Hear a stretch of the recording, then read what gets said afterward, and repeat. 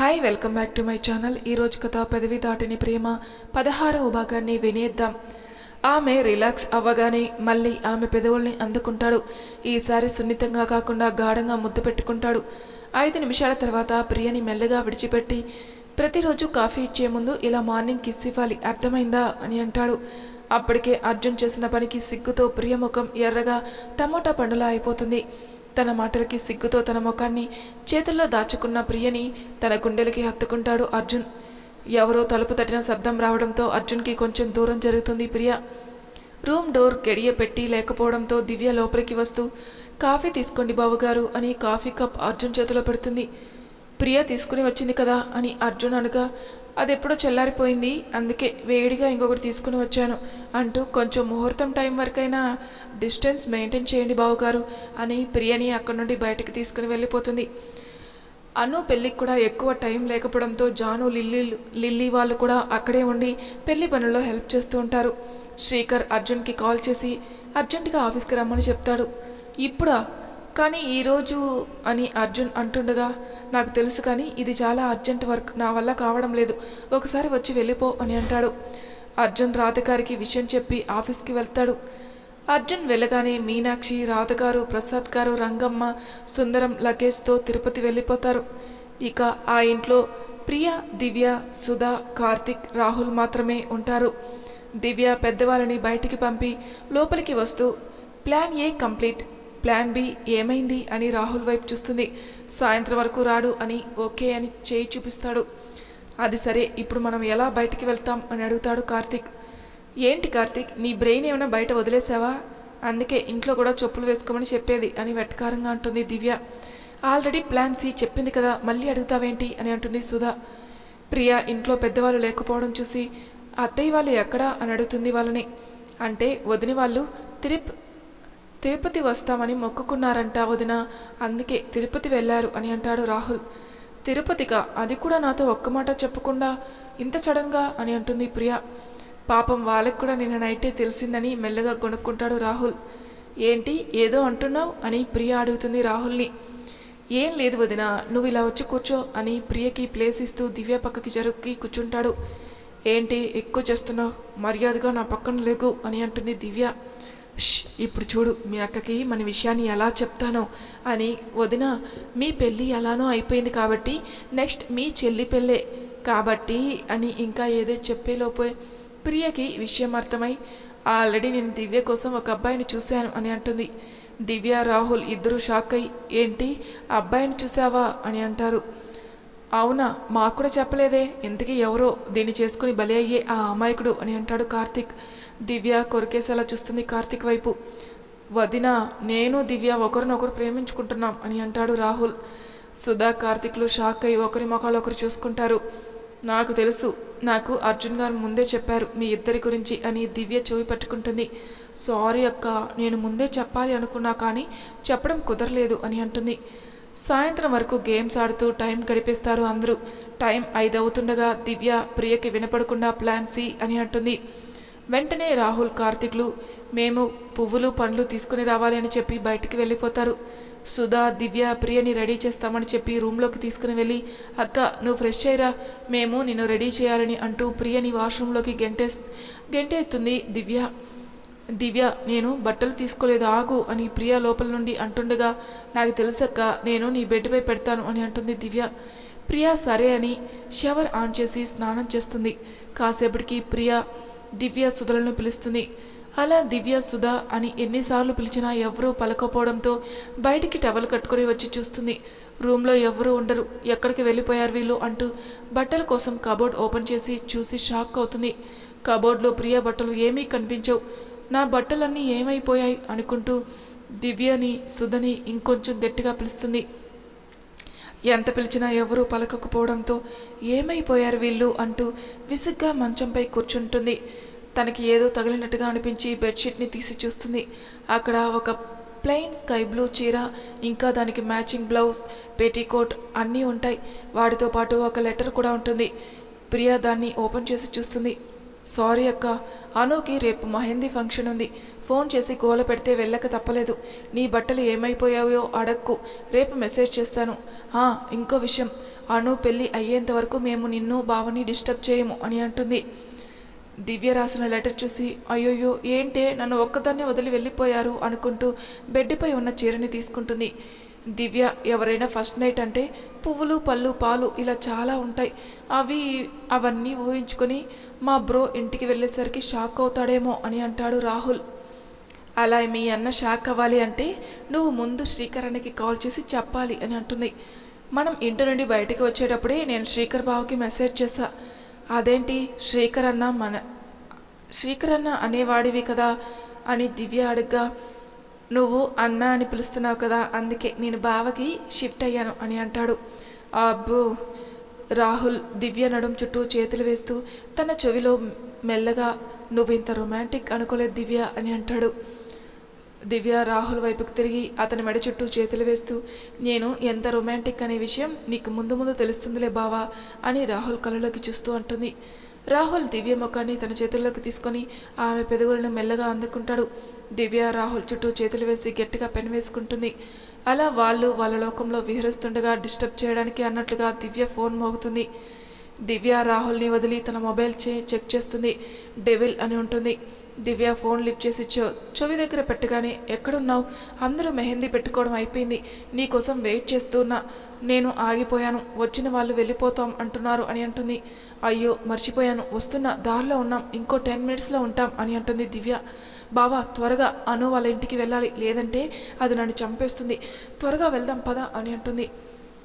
ప్రియా చీర కట్టుకొని తడి జుట్టు ఆరకపోవడంతో దాన్ని అలానే వదిలేసి పాపిటిలో చిన్నగా కుంకుమ పెట్టుకొని తన అందమైన కళ్ళకి మరింత అందం ఇచ్చే కాటుక పెట్టుకొని నుదుటిపై చిన్న బొట్టు పెట్టుకొని రూమ్ అంతా చూసుకొని నీరసంగా ముఖం పెట్టి కిచెన్లోకి వెళ్తుంది. ఏమైనా వండుదామని ఫ్రిడ్జ్ ఓపెన్ చేసి చూసేసరికి దాంట్లో పాలు మాత్రమే ఉంటాయి. వాటితో పాటు చిన్న నోట్ కూడా రాసి ఉంటుంది. సారీ అక్క, ఇంట్లో తినడానికి ఏమీ లేవు, మార్నింగ్ రంగమ్మ చెప్పింది కానీ తెప్పించడం మర్చిపోయాం, ఈ పూటకి పాలతో అడ్జస్ట్ అయిపోండి ప్లీజ్ అని రాసి ఉంటుంది. దాంట్లో గ్లాస్ పాలతో ఇద్దరం అడ్జస్ట్ అవ్వాలా అనుకుంటూ వాటిని స్టవ్ పై పెడుతుంది. అర్జున్ ఇంటి లోపలికి వచ్చు ఇల్లంతా సైలెంట్గా ఉండడం చూసి కంగారుగా అమ్మా ప్రియా అని పిలుస్తాడు. ప్రియకి అర్జున్ వాయిస్ వినపడగానే గుండె వేగం పెరిగిపోతుంది. అర్జున్ ఫోన్కి నోటిఫికేషన్ వస్తుంది. రాహుల్ మెసేజ్ చేస్తాడు. బ్రో, అమ్మ వాళ్ళు తిరుపతి వెళ్ళారు, మేము అను మెహందీకి వచ్చాం, వదిన నీకోసం వెయిట్ చేస్తుంటుంది, ఇంట్లో ఎవరూ లేరు అని కంగారు పడకు అని ఉంటుంది ఆ మెసేజ్లో. ఆ మెసేజ్ చూడగానే అర్జున్ లైట్గా బ్లష్ అవుతాడు. అప్పుడే ప్రియా పాలు తీసుకుని వచ్చి సిగ్గుతో తలదించుకొని ఎదురుగా నిలబడుతుంది. అర్జున్ ప్రియకి దగ్గరగా వెళ్తాడు. అర్జున్ గారు పాలు తీసుకోండి అంటూ కంగారులుగా పాలు నేలపాలు చేస్తుంది. అయ్యో పాలన్నీ ఒలికిపోయాయి, ఇప్పుడు ఎలా అని అర్జున్ వైపు చూస్తుంది. అర్జున్ నవ్వుతూ ప్రియని తన చేతుల్లోకి ఎత్తుకుని ఇప్పుడు వాటి గురించి కాదు, నా గురించి ఆలోచించు అంటూ తన తలతో ప్రియ తలపై చిన్నగా డాష్ ఇస్తాడు. ప్రియా బుగ్గలు సిగ్గుతో ఎరుపెక్కుతాయి. అర్జున్ అలానే ప్రియని ఎత్తుకుని తన గది వైపు తీసుకుని వెళ్తాడు.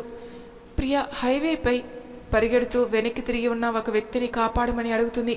ఆ వ్యక్తి వెనక్కి తిరిగేసరికి ప్రియ అతన్ని చూసి అర్జున్ గారు మీరా అంటూ ఒక్కసారిగా నిద్రలో నుండి మేల్కొంటుంది. తన పక్కన ప్రశాంతంగా నిద్రపోతున్న అర్జున్ని చూసి అవును, ఆ రోజు నేను కాపాడమని అడిగిన వ్యక్తి అర్జున్ గారే అనుకుంటూ అర్జున్ గుండెలపై తలవాల్చి అందుకేనేమో అతని పక్కన ఉంటే ఎటువంటి పీడకలలు వచ్చేవి కావు అనుకుంటూ నిద్రలోకి జారుకుంటుంది. ఓసే తెల్లారిందే, సంగీత్ కదా, అందరినీ రమ్మని చెప్పి పిలవండి అంటూ అనుని నిద్రలేపుతుంది జాను. ఓసే నన్ను వదిలేయే, రాత్రి దివ్య కోసం వెయిట్ చేసి పడుకునేటప్పటికి లేట్ అయింది అంటూ దుప్పటి ముఖంపై వేసుకుంటుంది అను. ఇప్పుడు ఎవరిని అడగాలి అనుకుంటూ మన దివ్య ఉంది కదా అని దివ్యని వెతుకుతుంది. దివ్య బయట లాన్లో సాయంత్రం సంగీత్లో డ్యాన్స్ చేయడం కోసం స్టేజ్ అరేంజ్మెంట్స్ చూసుకుంటూ ఉంటుంది. దివ్య రాత్రి సంగీత్ ఉంది కదా అని జాను అంటుంటే అందుకేగా ఈ ఏర్పాట్లు అంటూ బాబు సరిగ్గా కట్టు, లేకపోతే మా జాను వేసే స్టెప్స్కి స్టేజ్ కూలిపోతుంది అని అంటుంది దివ్య. నేను సంగీత్లో డ్యాన్స్ వేయడం లేదు అని ముఖం వేలాడి తీసుకుంటుంది జాను. ఏమైంది, ఎందుకు అలా ఉన్నావు, నువ్వు డ్యాన్స్ చేయకపోవడం ఏంటి, మరి నీకేమో రాహుల్ జోడి, లిల్లీ రిషి కలిసి చేస్తారు, అను చైతు పార్ట్నర్స్, మరి నేను సింగిల్గా చేయాలా అని అంటుంది. హో అదా నీ బాధ, చైతు ఫ్రెండ్స్ చాలామంది ఉన్నారు, వాళ్ళలో ఒకరిని నీకు జోడీగా ఆపవే, ఎవరు పడితే వాళ్ళు నాకు జోడీ ఏంటి అని జాను విసుక్కుంటుంది. ఏమైందే నీకు? లేకపోతే నీకు గ్రీకు వీరుడు కనిపించాడా? చెప్పు, వెళ్ళి మాట్లాడదాం అని అంటుంది. దివ్య మాటలకి జాను ముఖం వెలిగిపోతుంటే, కనిపించాడా ఏంటి? మేడంని చూసి అసలు పట్టించుకోనే లేదు అని వెనక నుండి వస్తూ లిల్లీ అంటుంది. అవునా, ఎవరతను అని దివ్య అడగగానే, అతను మీ అర్జున్ బావ ఫ్రెండ్ శ్రీకర్ గారు అని అంటుంది లిల్లీ. హో, అతనా? నీ మనసును దోచేసిన గ్రీకు వీరుడు అని దివ్య జాను భుజానికి చిన్నగా డాష్ ఇస్తుంది. జాను సిగ్గుపడుతూ అవును అన్నట్లుగా తల ఊపుతుంది. హే, నువ్వు సిగ్గుపడడం ఆపు, చూడలేక సస్తున్నాం అని అంటుంది లిల్లీ.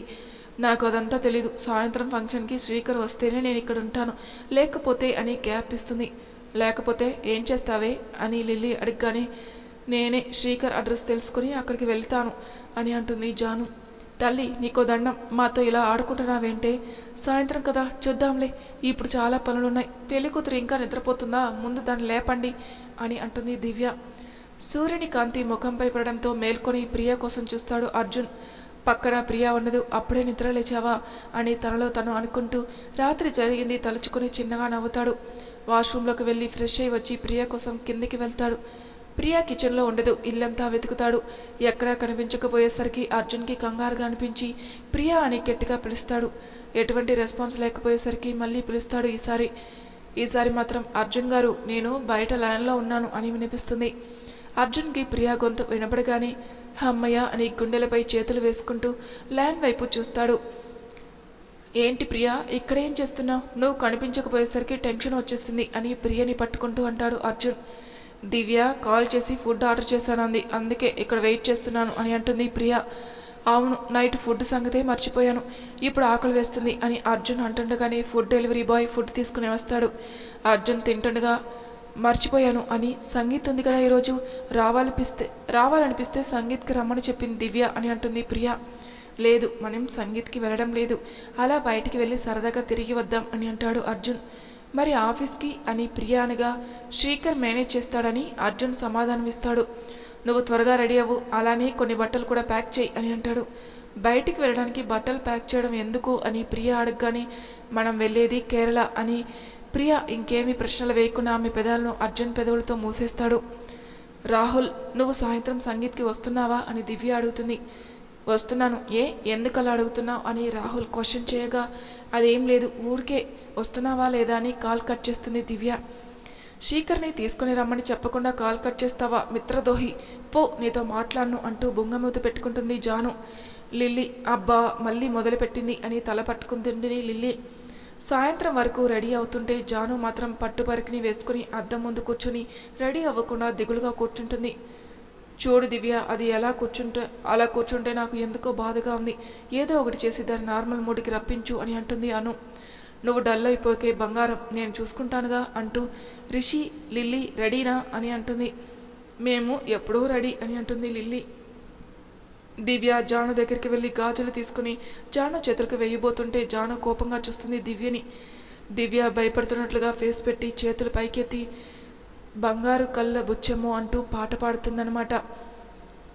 కోపంలో ఎంత ముద్దమ్మో నీ బుంగమూతి అంటూ ఆ పాట పాడుతూ జాను బుగ్గలు పట్టుకొని లాగుతుంది.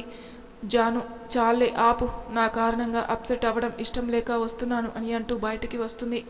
జాను బయటికి రాగానే కొంతమంది అడ్డంగా నిలబడి ఉంటారు. జాను విసుగ్గా తప్పుకోండి అని వాళ్ళని గెంటేసుకుంటూ బయటికి వెళ్తుంది. జానుకి ఎదురుగా ఒక వ్యక్తి అటువైపుకు తిరిగి ఫోన్ మాట్లాడుతూ నిల్చుని ఉంటాడు. జానుకి అతన్ని చూడగానే సంతోషం ఆగదు. ఇంకా ఆలస్యం ఎందుకు, వెళ్ళి నీతో డ్యాన్స్ చేయమని అడుగు అని అంటూ జానుని అతని పైకి నెడుతుంది. ఏముంది, మళ్ళీ సీన్ రిపీట్. జాను వెళ్ళి అతనిపై పడుతుంది. అతను జానుని పట్టుకుని తననే చూస్తూ ఉండిపోతాడు. ఎందుకంటే జాను గమనించదు, కానీ ఆ బట్టల్లో లైట్ మేకప్ వేసి కుందనపు బొమ్మలా రెడీ చేస్తుంది దివ్య. శ్రీకర్ జానుని అలా చూస్తుండడం చూసి, అయిపోయాడు వీడు కూడా, కాంతదాసుడు అయిపోయాడు అంటూ రాహుల్, హుష్ పద ఇక్కడి నుండి, నెక్స్ట్ మనమే డ్యాన్స్ చేయాల్సింది అని అంటుంది దివ్య. మరి తర్వాయి భాగంలో ఏం జరుగుతుందో నెక్స్ట్ ఎపిసోడ్లో తెలుసుకుందాం. అంతవరకు నా ఛానల్ని సబ్స్క్రైబ్ చేయని వాళ్ళు ప్లీజ్ సబ్స్క్రైబ్ చేసుకోండి, లైక్ చేసి షేర్ చేయండి, మీ అభిప్రాయాలను నాకు కామెంట్ రూపంలో తెలియజేయండి. Thank you for listening.